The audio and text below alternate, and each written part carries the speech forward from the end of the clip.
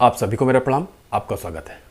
महर्षि जैमिनी के जीवन से संबंधित कोई भी प्रामाणिक तथ्य हमें प्राप्त नहीं होता, अतिरिक्त इसके कि महर्षि जैमिनी ने अपने सूत्रों में अपनी पूर्वज परंपरा में 8 महापुरुषों के बारे में बताया है। इसी आधार पर आचार्य बादरायण, बादरी, एतिशायन, कृष्णार्जुनी, लबुकायन, कामुकायन, आत्रेय और आलेखन आदि आचार्य को महर्षि जैमिनी की पैतृक परंपरा में मानते हैं। ऐसा माना जाता है कि मीमांसा के सूत्रों की रचना मूल रूप से महर्षि जैमिनी ने की थी। माना जाता है इसलिए कहा क्योंकि महर्षि जैमिनी मीमांसा के प्रवर्तक के रूप में जाने जाते हैं, किंतु यह सत्य प्रतीत नहीं होता। महर्षि जैमिनी को मीमांसा के वर्तमान स्वरूप का प्रवर्तक तो एक बार माना भी जा सकता है, किंतु इसके आरंभिक सिद्धांतों का जन्मदाता नहीं माना जा सकता। जिस प्रकार महर्षि व्यास से पहले भी अद्वैत के संबंध में विचार प्रचलित थे, ठीक वैसे ही महर्षि जैमिनी से पूर्व मीमांसा के विचार समाज में पर्याप्त मात्रा में प्रचलित थे, जो कि वास्तव में एक निश्चित और परिपक्व स्वरूप में पहुंच चुके थे, और ऐसा महर्षि जैमिनी स्वयं भी स्वीकार करते हैं।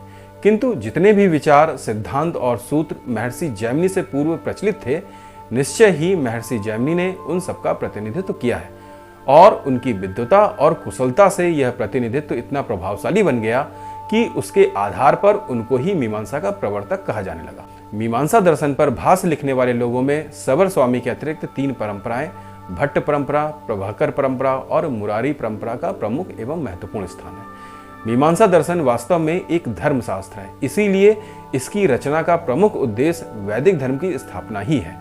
इसीलिए महर्षि जैमिनी ने इस दर्शन का आरंभ अपने प्रथम सूत्र अथातो धर्म जिज्ञासा से किया है। मीमांसा की रचना का प्रमुख उद्देश्य समय समय पर वेदों पर लगने वाले आक्षेपों का खंडन करने के लिए एवं वेदों की प्रामाणिकता को स्थापित करने के लिए किया गया था। वैदिक काल से ही वेदों पर जो सबसे पहला आक्षेप लगता है कि वेद किसी पुरुष ने लिखे हैं और वेद अनित्य हैं, वह नित्य नहीं हो सकते, उनमें सुधार किया जा सकता है अथवा कुछ घटाया बढ़ाया जा सकता है। चारवाकों ने तो वेदों को ब्राह्मणों के पेट भरने का पिटारा तक कहा। खैर, अब वेदों की अपौरुषेयता एवं नित्यता को लेकर तो बहुत लंबे चौड़े व्याख्यान है, किंतु कुछ की चर्चा हम यहाँ पर कर लेते हैं। जैसे जो पौरुषेय होते हैं वह अन्य प्रमाणों पर आश्रित होते हैं तथा उनके कर्ता का भी ज्ञान अथवा स्मरण होता है, परंतु यहाँ पर यह दोनों ही चीजें अनुपस्थित है। अतः यह अनुमान दोषग्रस्त होने के कारण वेदों की पौरुषेयता सिद्ध करने में असमर्थ है। एवं वेद नित्य हैं, वेद कभी नष्ट नहीं होंगे, क्योंकि वेद परम शब्द हैं और शब्द नित्य ही होते हैं, शब्द कभी नष्ट नहीं होते।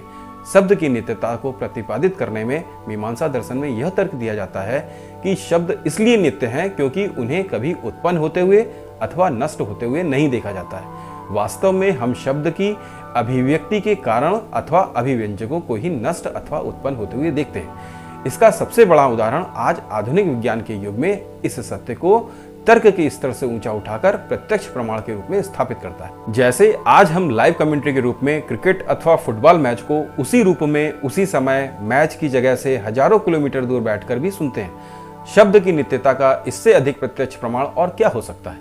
वैसे भी शब्द का अर्थ भी शब्द ही होता है।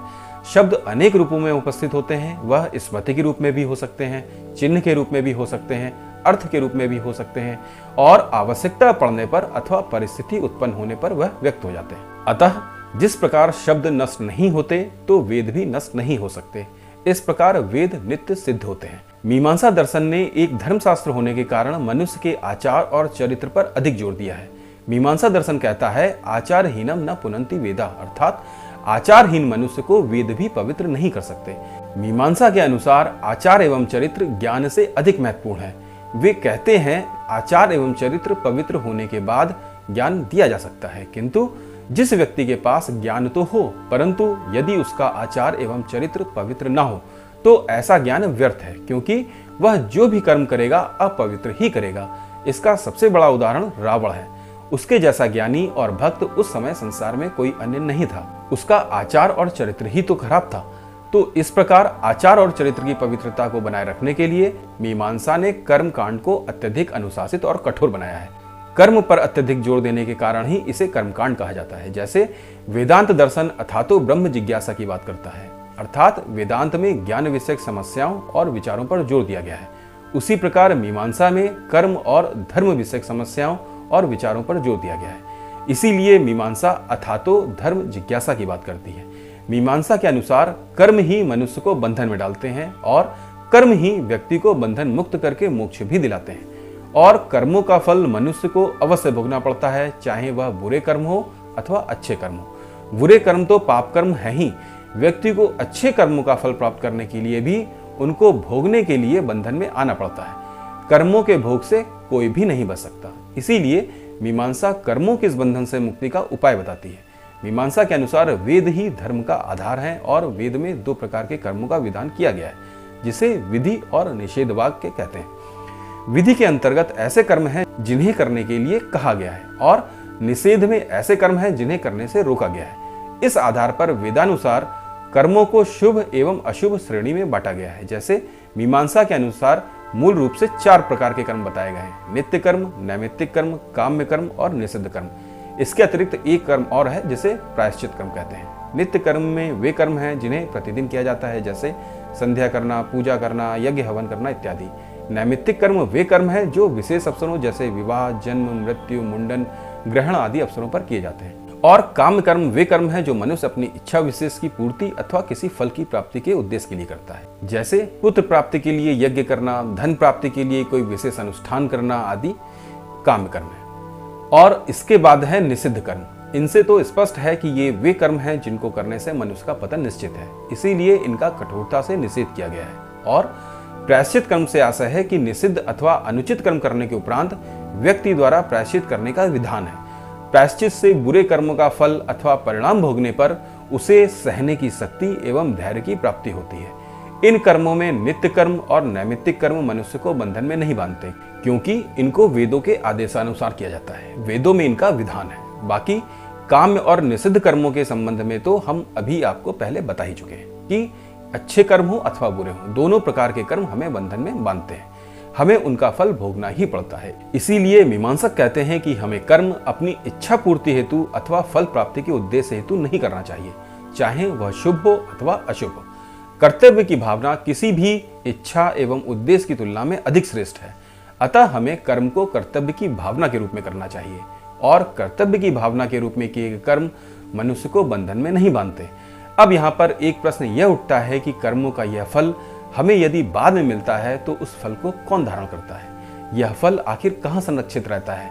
अब जैसे व्यक्ति ने कोई निषिद्ध कर्म अभी किया है, किंतु यह देखा जाता है कि व्यक्ति को उस कर्म का फल अविलंब नहीं मिलता, तब यह प्रश्न उठता है कि यह फल बाद में कैसे मिलेगा। मीमांसा दर्शन के अनुसार कर्म के सिद्धांत के आधार पर एक शक्ति होती है जिसे अपूर्व कहा जाता है। कर्मों की दृष्टि से इस शक्ति अपूर्व की परिकल्पना को कर्म सिद्धांत कहा जाता है। इस सिद्धांत के अनुसार जिस प्रकार कर्म में फल को उत्पन्न करने की शक्ति होती है, उसी प्रकार कर्म फल को धारण करने की यह शक्ति भी उस कर्म में ही होती है। जैसे किसी जामुन अथवा आम की गुठली में एक वृक्ष अथवा हजारों फलों को उत्पन्न करने की शक्ति को संरक्षित करने की, धारण करने की शक्ति होती है, किंतु वह उस फल को एक निश्चित समय अंतराल के बाद ही प्रकट करेगी। अर्थात आप बीज को बोने के उपरांत तुरंत फल प्राप्त नहीं करते, अपितु 4-5 वर्षों बाद ही प्राप्त करते हैं। तो यह फलों को उत्पन्न करने की जो शक्ति है वह उस बीज में ही होती है, उसे कोई ईश्वर प्रदान नहीं करता। यदि ईश्वर चाहे भी तो यह फल अथवा परिणाम 6 महीने में नहीं दे सकता। फल प्राप्त करने में हमें 4-5 वर्ष अवश्य लगेंगे। ठीक इसी प्रकार कर्मों के फलों को भी वह कर्म ही धारण करता है और उचित समय आने पर वह मनुष्य को अवश्य भोगना पड़ता है। ईश्वर भी इसे टाल नहीं सकता। आज बस यहीं तक रखते हैं, शेष अगले भाग में लेंगे। अब आप लोगों से अनुरोध है कि कृपया वीडियो को लाइक शेयर वगैरह कर लीजिए, कमेंट भी कीजिए, चैनल को सब्सक्राइब भी कर लीजिए। आज के लिए बस इतना ही। जय हिंद, वंदे मातरम।